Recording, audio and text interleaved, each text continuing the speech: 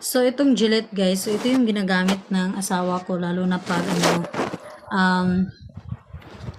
makapal na yung niya, buhok niya sa dito. So, ito yung ginagamit niya guys. Magagamit mo siya, siguro ginagamit niya to mga 5 times bago niya or 5 or 4 times bago niya itapon. Ayan, so ito siya. So, ginagamit niya to guys. Pag makapal na yung buhok niya dito, ito yung ginagamit niya. So, bonus included to siya guys. Nakapin dyan ngayon ha. Nakapin to ngayon. If ito yung gamit nyo, mas makakatipid kasi kayo pag once na dito kayo sa TikTok bumibili. Kumpara kung bibili tayo sa mga malls or supermarket. So, includes na nito ang additional na bonus razor for convenience. So, close shave siya guys ha. May takip siya. May takip to siya. So, features 5 sharp blades to siya.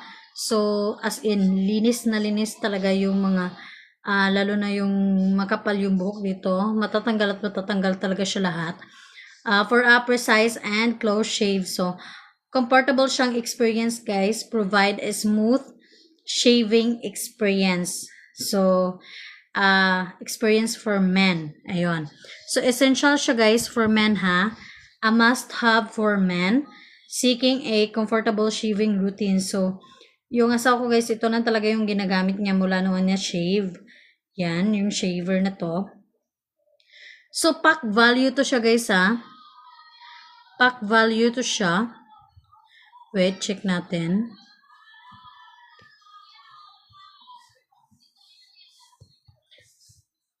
Oh, so ayan. Nakapin na guys ha. Pinin ko na.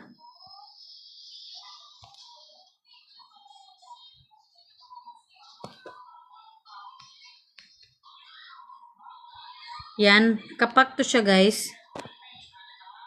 And free shipping siya ngayon ha. So, comes with 5 regular razor and 1 bonus razor siya guys. So, smooth skin, leaves skin, feeling smooth, post shave. Ayan. So, nakapin to ngayon guys. Nakapin siya ngayon. Wait. Medyo slidey siya. Sabi yan. Hirap maghanap ng ano. So, nakapin to ngayon guys. Ayan. So, susunod na product natin guys is itong